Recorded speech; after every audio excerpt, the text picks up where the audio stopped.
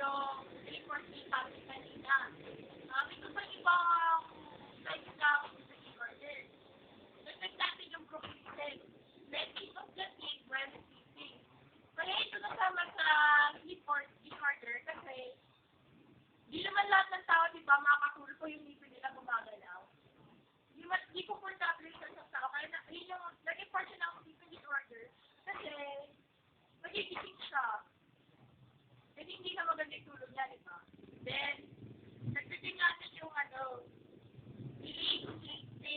So, the feeling is growing and it's full of lotion, acceptable time, but no problem with everything.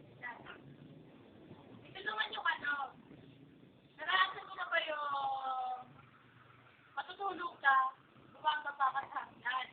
Tapos, sa bumababa sa hagdan, para kang nahulog. Yung feeling na kahit na nakahiga ka, pero parang kang nahulog, kaya makikinig ka, ito yung tawag doon. So,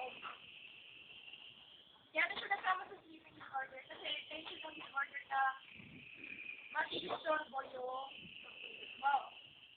Okay, para naman bigyan ng meaning yung sleeping disorder. Ito yung meaning ng sleeping disorder. The medical disorder of the sleep patterns of a person or animal. So, ang ibig sabihin, ito yung problema sa pagtulog. Mga problema sa pagtulog, yun. Tapos,